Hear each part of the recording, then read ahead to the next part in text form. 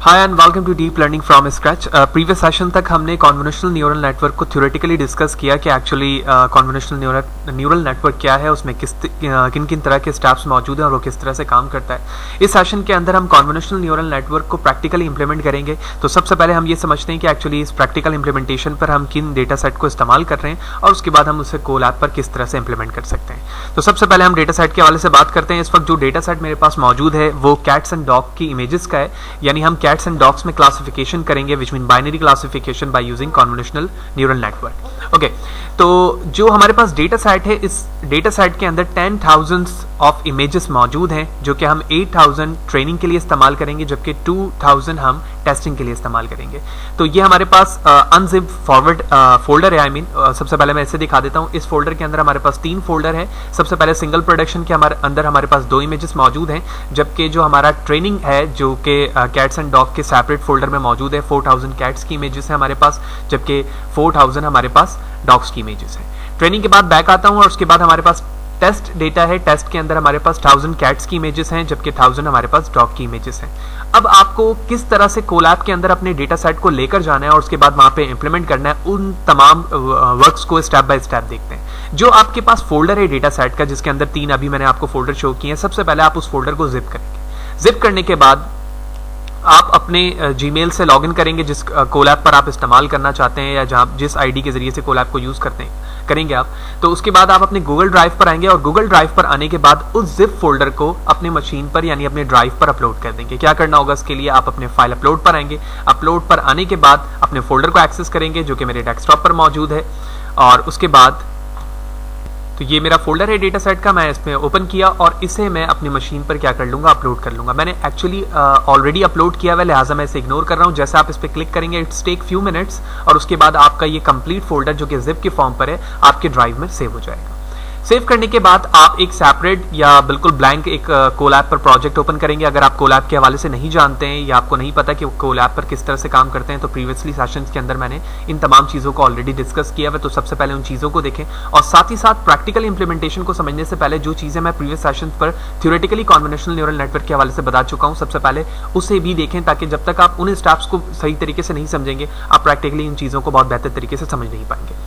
अब हमारे पास फोल्डर हमारे गूगल ड्राइव पर सेव हो चुका है। तो सबसे पहले हमें एक्सेस करना है कि जो चीजें हमारे ड्राइव पर मौजूद हैं, हम उसे किस तरह से ड्राइव से अपने गूगल कोलैब पर ला सकते हैं। लिहाजा फर्स्ट स्टेप हमारा होगा get access Google drive data into Google Colab. Okay, तो मैं थोड़ा जूम कर लेता हूं ताकि आपको बेहतर तरीके से तमाम चीजें दिख सकें।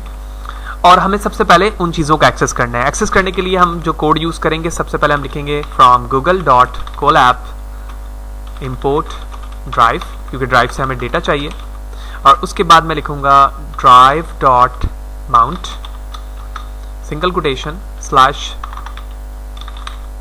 Content slash drive. Shift enter to execute and let's see. तो जैसे ही हमारे ये कोड सक्सेसफुली एग्जीक्यूट हो जाएगा, तो ये हमें एक लिंक प्रोवाइड करेगा। उस लिंक पर जब आप जैसे क्लिक करेंगे, तो जिस ईमेल आईडी से आपने कोलैब को लॉगिन किया हुआ है, वो सबसे पहले आपसे एक्सेस रिक्वायर्ड करेगा कि आप उस लिंक को क्लिक करें। लिंक को क्लिक करने के बाद उसी पेज पर आपको, जैसे ये लिंक आ चुका है, इस पर जब आप क्लिक करोगे तो आपको एक ऑप्शन देगा कि आप इसे अलाउ करें। जैसे आप अलाउ करेंगे तो ये आपको एक आईडी प्रोवाइड करेगा। उस आईडी को कॉपी करके लेकर आना है और यहाँ पर पेस्ट कर देना है। लिहाजा मैं लिंक पे क्लिक कर रहा हूँ और अपनी आईडी को कॉपी करके लेकर आ रहा हूँ अलाउ करने के बाद, और उसे यहाँ पर पेस्ट करूंगा। तो आप देख रहे हैं कि जैसे मैंने अपनी ईमेल आईडी पे क्लिक करने के बाद अलाउ किया, तो उसने ये मुझे लिंक दी, आईडी दी है। मैंने इसे कॉपी किया। कॉपी करने के बाद अपने कोलैब पर वापस आता हूँ और इस टेक्स्ट बॉक्स के अंदर मैंने उसे पेस्ट किया। पेस्ट करने के बाद एंटर करूंगा। जैसे मैंने एंटर किया, उसके बाद आप यहां पर एक लिंक देख रहे हैं, ओपन द लेफ्ट पेन। मैंने इसे क्लिक किया। क्लिक करने के बाद आप फाइल पर आओगे और इस ऑप्शन को जैसे रिफ्रेश करोगे तो आप देखोगे ड्राइव का ऑप्शन आ जाएगा। जब आप पहले इस चीज को देख रहे होगे तो सैंपल डेटा जो आपके पास डिफॉल्ट तौर पे गूगल कोलैब आपको प्रोवाइड करता है वो चीजें होंगी, लेकिन ड्राइव का डेटा यहाँ पर शो नहीं हो रहा होगा। लिहाजा मैंने जैसे क्लिक किया है वो ड्राइव का डेटा यहाँ पर शो होने लगा। मैंने इसको क्लिक किया, क्लिक करने के बाद माई ड्राइव पर आऊंगा और माई ड्राइव पर जितनी चीजें हैं वो यहाँ पर शो होना शुरू हो चुकी है। मेरे पास डेटा सेट जिप के फॉर्म पे यहाँ पर मौजूद है, आपको दिख रहा है। अब मुझे इस जिप डेटा सेट को, जो कि मेरे फोल्डर का नाम है जिसके अंदर 3 सेपरेट फोल्डर थे, उसे अनजिप करना है। लिहाजा जब तक मैं अनजिप नहीं करूंगा तो मैं अपने फोल्डर पे यानी अपने कोलैब के प्रोजेक्ट पे उसे इस्तेमाल नहीं कर सकूंगा। लिहाजा अनजिप करने के लिए मैं जूम करता हूं और यहां पर हमें कुछ कोड लिखना पड़ेगा। तो सबसे पहले मैं फ्रॉम जिप फाइल इंपोर्ट करूंगा जिप फाइल को, और उसके बाद हम कोई भी वेरिएबल ले सकते हैं। तो मैंने ले लिया फाइल नेम, और यहाँ पर हम इन्वर्टेड कॉमा में फाइल का नाम लिखेंगे जिसे हम अनजिप करना चाह रहे हैं। अभी मैं इसे इग्नोर कर रहा हूँ क्योंकि यहाँ पर मुझे ड्राइव का वो पाथ लेकर आना होगा जहाँ पर हमारा फोल्डर मौजूद है। लिहाजा उसके बाद मैं लिखूंगा यहाँ पर विथ जिप फाइल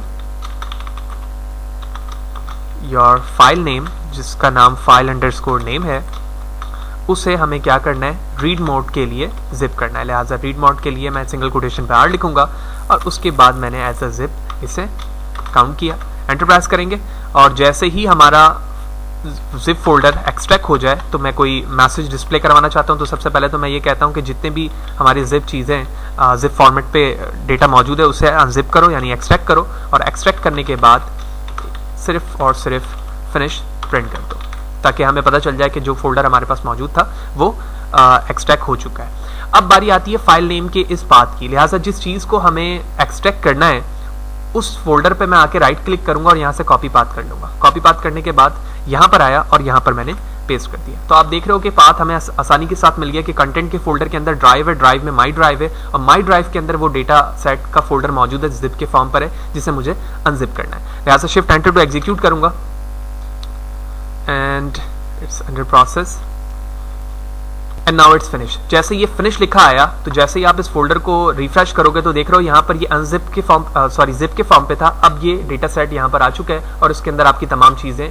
अनजिप के फॉर्म पर शो होना शुरू हो चुकी है। यानी आपका जो डेटा था जो कि आपके लोकल मशीन पे मौजूद था अब ना सिर्फ वो ड्राइव पे मौजूद है बल्कि कोलैब को भी एक्सेस कर चुका है। लिहाजा कॉन्वोल्यूशनल न्यूरल नेटवर्क को प्रैक्टिकल इंप्लीमेंट करने के लिए जिस लाइब्रेरी को हम स्टार्टिंग से ANN से इस्तेमाल करते हुए आ रहे हैं वो हमारे क्या है, क्रास है। लिहाजा उसको इंस्टॉल करने के लिए अब मैं लिखूंगा पिप इंस्टॉल -q फ्लैग और उसके बाद हम क्रास लिखकर शिफ्ट एंटर टू एग्जीक्यूट करेंगे।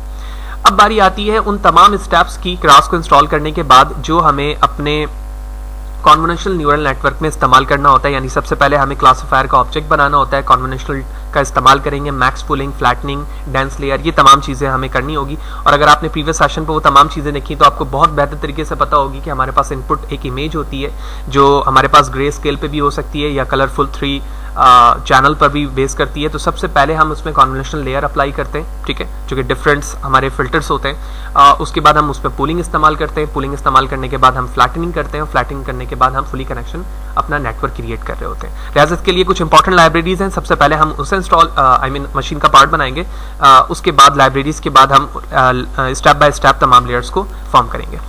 तो from class dot models import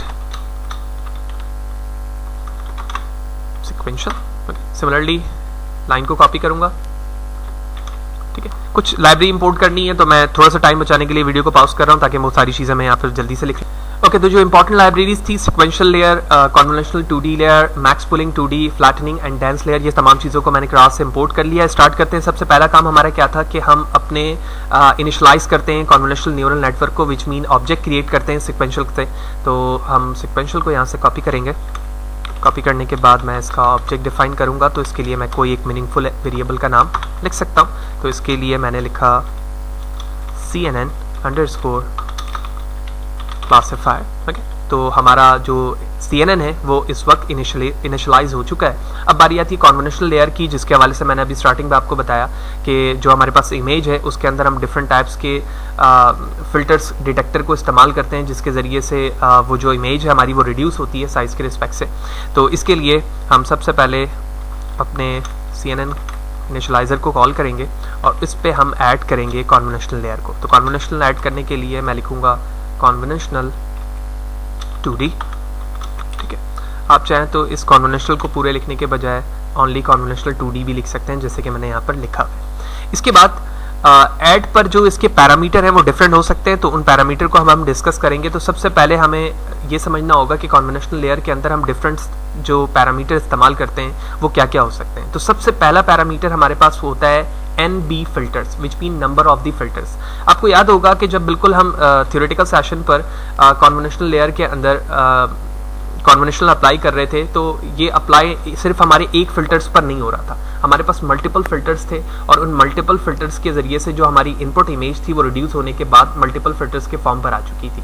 तो जितने फिल्टर्स आप इस्तेमाल करेंगे, इसका मतलब है आपका जो डेटा है या जो कॉन्वोल्यूशनल न्यूरल नेटवर्क के ट्रेनिंग के स्टेज पे वो ज़्यादा स्ट्रांगली क्या होगा, ट्रेन होगा। लेकिन इस बात का आपको ख्याल करना है कि आप अपनी मशीन पर CPU इस्तेमाल कर रहे हैं या GPU इस्तेमाल कर रहे हैं। तो अभी तक मैंने CPU या GPU को सिलेक्ट नहीं किया अपनी मशीन से, लेकिन रिमेंबर आप कॉन्वेंशनल लेयर पर GPU का इस्तेमाल करें ताकि जो आपकी ट्रेनिंग या टेस्टिंग स्टेज है वो फ्रिक्वेंटली यानी फास्ट हो सके as compare to the CPU।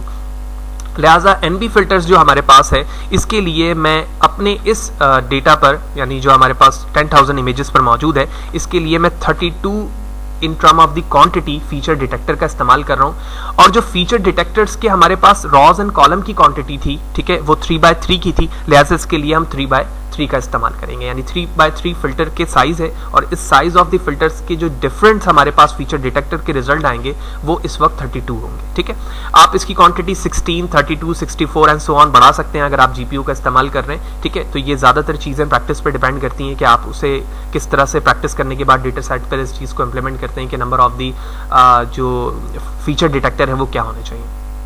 उसके बाद बारी आती है इनपुट शेप की, क्योंकि जो हमारे पास इमेजेस हैं जो डेटा सेट के, वो हमारे पास इमेजेस सेम साइजेस के नहीं है, यानी उसके रॉज एंड कॉलम के पे जो पिक्सल्स की क्वांटिटी है वो सेम नहीं है। जब हमारे पास पिक्सल्स एंड कॉलम की क्वांटिटी सेम नहीं होगी तो जो फीचर डिटेक्टर हैं जो उस पर रोटेट करके इस्तेमाल हो रहे हैं एज लाइक दिस, तो वो उनके आउटपुट पे जो वेरिएशन है वो ज्यादा आएंगी। तो यही वजह है कि हम अपने कॉन्वेंशनल 2D लेयर के अंदर ही क्या करते हैं, जो सेकंड पैरामीटर बताते हैं वो इनपुट शेप है, जिसमें हम सबसे पहले ये बताते हैं कि एक्चुअली हमारे जो नंबर ऑफ द चैनल्स के रॉज होंगे वो कितने होंगे, कॉलम कितने होंगे, और उसके बाद बताते हैं कि हमारी जो इनपुट इमेज है वो ग्रे स्केल पर कन्वर्टेड है या ऑलरेडी इन कलर्स फॉर्म पर है, यानी 3D आई मीन 3 चैनल पर मौजूद है। ठीक है, तो इसके लिए जो हमारा पैरामीटर होगा वो होगा इनपुट अंडरस्कोर शेप, और इसकी क्वांटिटी मैं इस वक्त अपने डेटा सेट के रिस्पेक्ट से कर रहा हूँ 64x64, एंड जो चैनल है हमारे पास क्योंकि कलरफुल इमेज है तो वो मैंने वहाँ पे चैनल 3 लिखा। 64x64 का मतलब है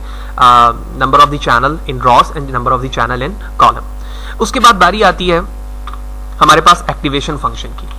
तो एक्टिवेशन हम यहाँ पर क्या इस्तेमाल करेंगे, रिलो इस्तेमाल करेंगे। और अगर आप शुरू से हमारे साथ जुड़े हुए और आपने थ्योरेटिकल सेशन भी देखा है तो आपको पता होगा कि हमने वहाँ पर डिस्कस किया हुआ था कि जो हमारे पास लिनियरिटी होती है इमेज की, हम उसे खत्म करते हैं, यानी अपनी इमेज को नॉन लीनियर फॉर्म पे कंप्लीटली लाते हैं। यही वजह है कि कॉन्वोल्यूशनल लेयर के फौरन बाद अगर मैं थ्योरेटिकली बात करूं तो हमने ना सिर्फ फिल्टर्स किया था उन चीज़ों को, बल्कि साथ ही साथ हमने वहाँ पर रिलो एक्टिवेशन का इस्तेमाल कर लिया था ताकि जो लिनियरिटी है वो खत्म हो जाए। तो फर्स्ट काम हमारा यहाँ पर कॉन्वेंशनल पर एंड होता है यहाँ पर। उसके बाद बारी आती है पूलिंग की। ठीक है, पूलिंग पर हमें क्या स्टेप्स करना होता है, तो सबसे पहले मैं थ्योरेटिकली थोड़ा सा बताता चलूं।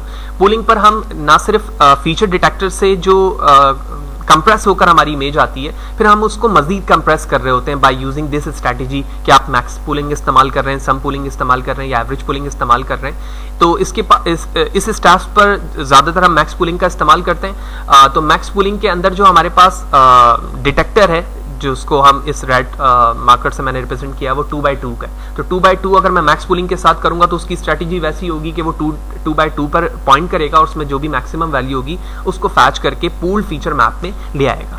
लिहाजा कोडिंग के टर्म पे अगर मैं बात करूं तो इसके लिए हम सबसे पहले अपने क्लासिफायर को कॉल करेंगे, और इसे कॉल करने के बाद मैंने इस पे ऐड करवाया अब मैक्स पूलिंग को। तो मैंने लिखा मैक्स पूलिंग 2D। ठीक है, ये इंटेलिजेंस पे शो हो रहा है, मैंने इंटर प्रेस किया। और उसके बाद हम पूल साइज बताएंगे, तो मैंने लिखा पूल अंडरस्कोर साइज इक्वल 2,2। तो small bracket open 2,2 and close, that's it.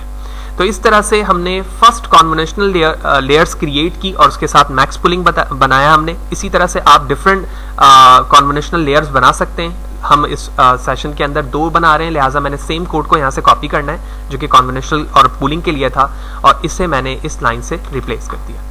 तो जैसे ही हम फर्स्ट लेयर पर इनपुट दे चुके हैं, लिहाजा हमें सेकंड पर इनपुट देने की जरूरत नहीं है, तो मैं इनपुट को यहाँ से हटा दूंगा।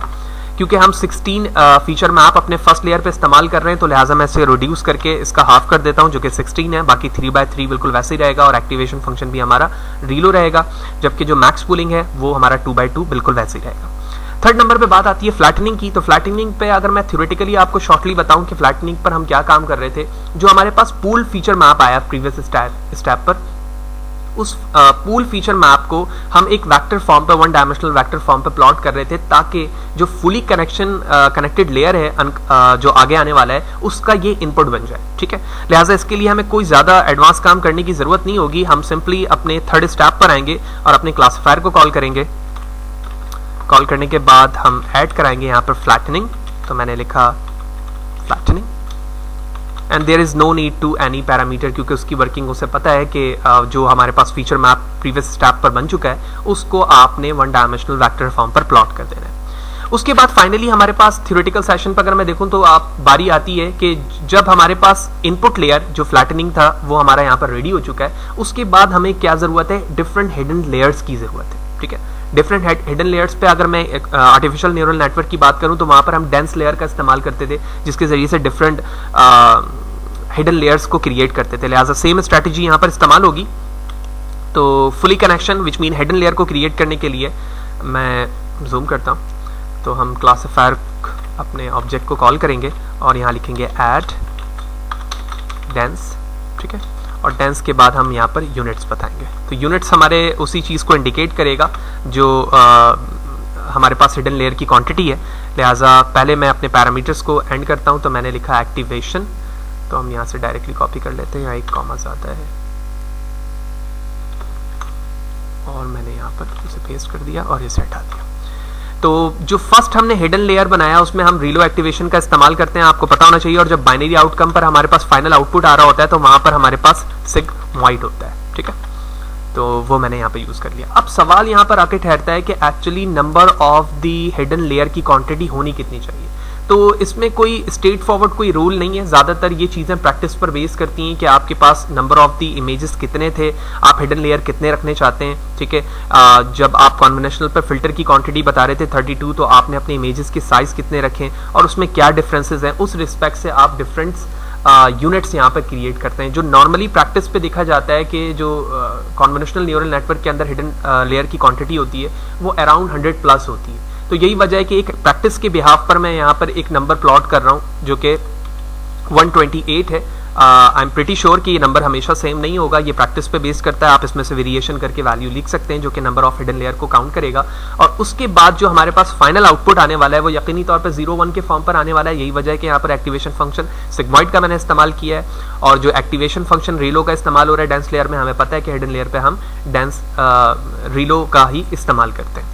उसके बाद बारी आती है कंपाइलिंग की, जो कि हमारा लास्ट स्टेप है, जहां पर आपको पता होना चाहिए कि हम ऑप्टिमाइजर इस्तेमाल करते हैं, लॉस फंक्शन बताते हैं और अपनी मैट्रिक्स को काउंट कर रहे होते हैं, ताकि जब हमारा step by step apex count हो रहा हो तो वहां पर हमें पता चले कि स्टेप्स किस किस तरह से चल रहे हैं। लिहाजा इसके लिए हम अपने ऑब्जेक्ट को कॉल करेंगे और मैं यहाँ पर कंपाइल करूंगा अपने कोड को। तो कंपाइल करने के लिए हम ऑप्टिमाइजर कॉल करेंगे, और one of the great king optimiser Adam, जिसके हवाले से हम प्रीवियस सेशन पर डिस्कस कर चुके हैं। एडम क्या है, कैसे काम करता है, ये मैं प्रीवियस सेशन पे ऑलरेडी बता चुका हूँ। पीछे जाओ, वीडियो सेशन को कंप्लीट से देखो, डिफरेंट टाइप के ऑप्टिमाइजर और उनके काम को तो आप बहुत बेहतर तरीके से समझ सकते हैं। उसके बाद लॉस फंक्शन। लॉस फंक्शन आपको पता होना चाहिए कि जब हमारे पास बाइनरी आउटकम होता है तो बाइनरी क्रॉस एंट्रोपी इस्तेमाल करते हैं, और अगर हमारे पास कैटेगोरिकल होता है तो हम कैटेगोरिकल क्रॉस एंट्रोपी का इस्तेमाल करते हैं। तो हमारे पास इस वक्त यहाँ पर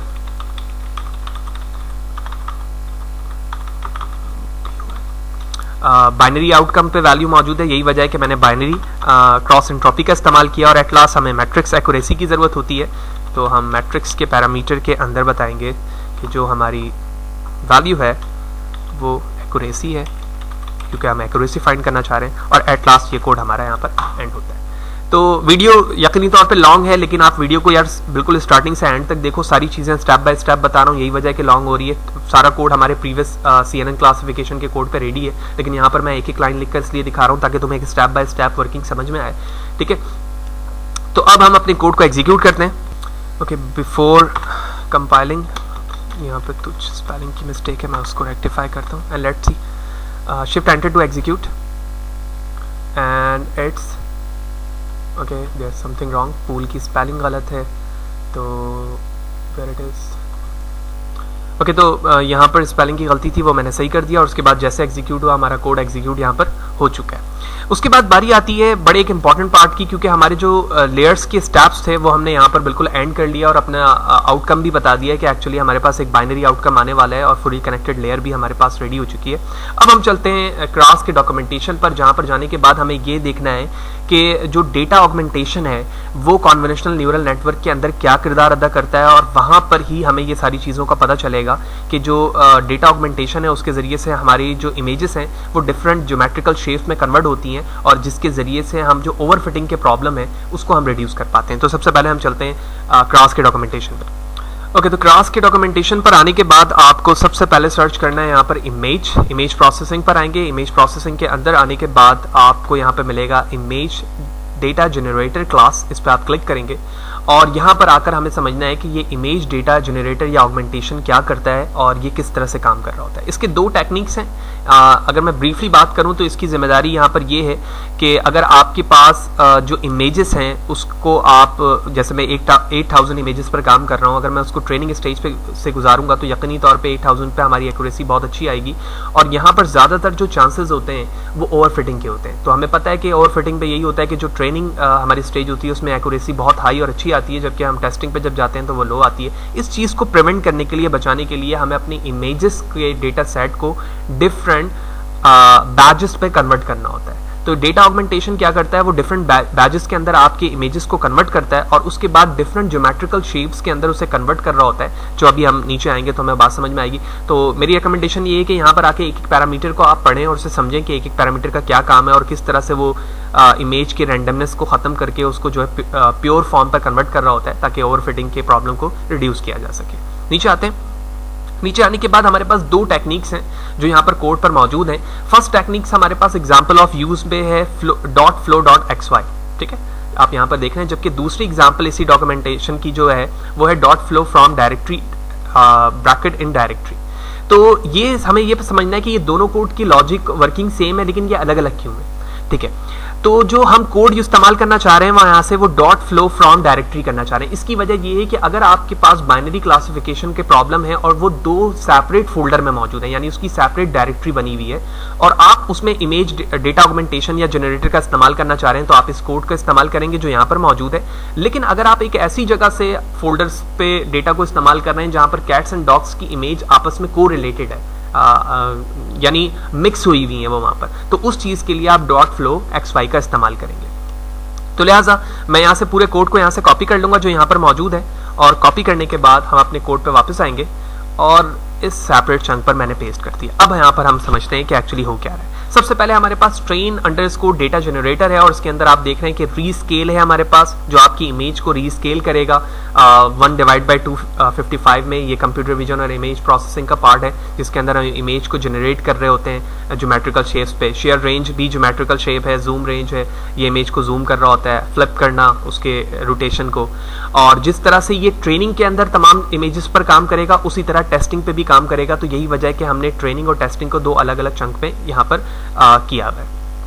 उसके बाद बारी आती है जनरेट करने की, यानी बैच बनाने की। तो आप देख रहे हो कि ट्रेन जनरेटर के अंदर वो डेटा सेट हमारा इस्तेमाल होगा जो ट्रेनिंग के लिए, तो हम अपने कंप्लीट ट्रेनिंग को यहाँ पर इस्तेमाल करेंगे। इस्तेमाल करने के बाद हमने टारगेट साइज यहाँ पर बताया है और अपने बैजेस के साइज बताएं कि कितने डिफरेंट बैजेस बनेंगे हमारे टोटल ओवरऑल इमेजेस के, और यही काम हम अपने वैलिडेशन यानी टेस्टिंग के लिए करेंगे। तो यहाँ पर जो वैलिडेशन लिखा हुआ है ये टेस्टिंग के लिए इस्तेमाल हो रहा है, विच मीन तो हम इसको रीनेम कर देंगे वैलिडेशन से। और एट लास्ट जब हमारे जनरेटर और बैजेस के रिस्पेक्ट से हमारी हमारी ओवरफिटिंग का प्रॉब्लम रिड्यूस कर दिया जाएगा, तो हम फाइनली अपने मॉडल को फिट करेंगे। फिट से क्या मुराद है, हम बिल्कुल स्टार्टिंग से मशीन लर्निंग और डेटा साइंस के अंदर ये चीज़ें पढ़ते हुए आ रहे हैं कि जब हमारा मॉडल कंप्लीट हो जाता है जिस पर्पज़ के लिए हम काम कर रहे हैं, सच दैट लीनियर रिग्रेशन है, क्लासिफिकेशन प्रॉब्लम है, ठीक है, और मल्टीपल जितने भी एल्गोरिथम हमने पढ़ा है, तो हम लास्ट में उसको फिट करके क्या करते हैं, ट्रेनिंग स्टेज पर टेस्ट कर रहे होते हैं। लिहाजा इसके लिए यहाँ पे मॉडल डॉट फिट जनरेटर का इस्तेमाल हो रहा है। तो उसके अंदर हमारे पास ट्रेनिंग जो डेटा सेट है उसको हम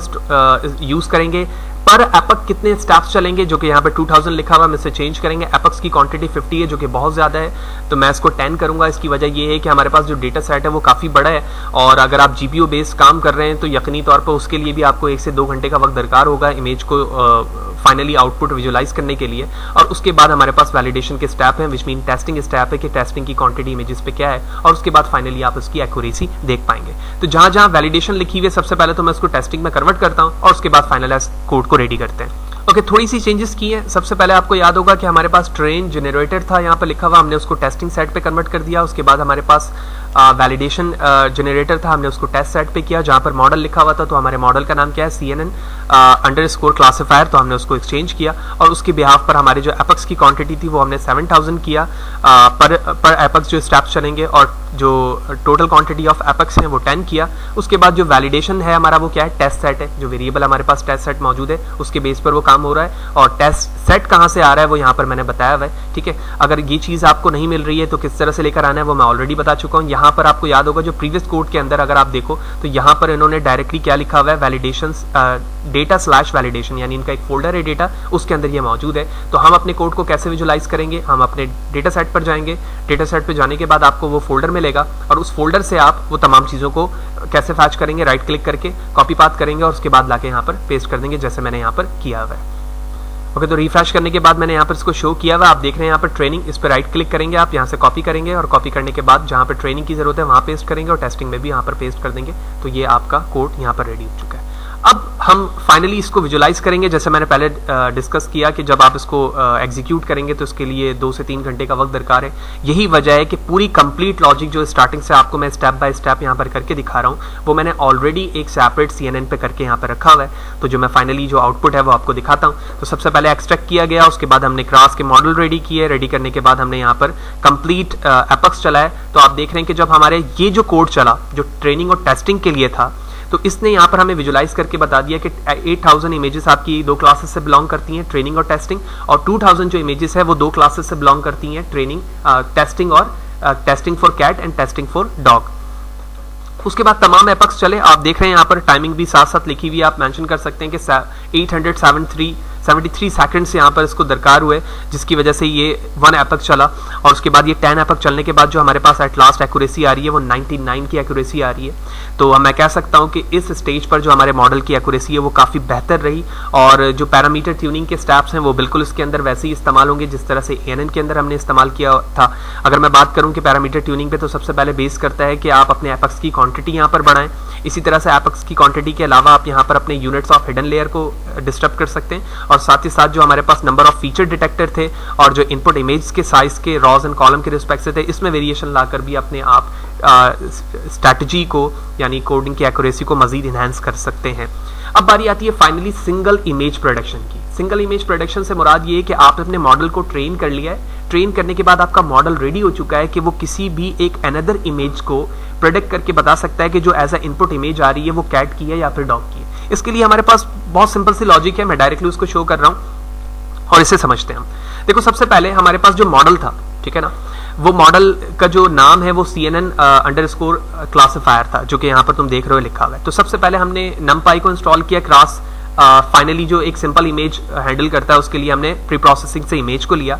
उस इमेज को जिसको तुम इस्तेमाल करना चाहते हो यानी एज अ सिंगल प्रोडक्शन के लिए इस्तेमाल करना चाहते हो, सेम लॉजिक इस्तेमाल होगी। फाइल पर आओगे, अपने डेटा सेट को हैंडल करोगे, यहाँ पर मैंने किया हुआ है, सिंगल प्रोडक्शन वाली फाइल को ओपन करोगे और यहाँ से जाके राइट क्लिक करके कॉपी पाथ कर लोगे। तो कॉपी पाथ करने के बाद इमेज का नाम यहाँ पर इस वक्त मेंशन नहीं हो रहा है, रिफ्रेश करके आप देखोगे तो ये सारी चीजें इसके अंदर आ जाएंगी।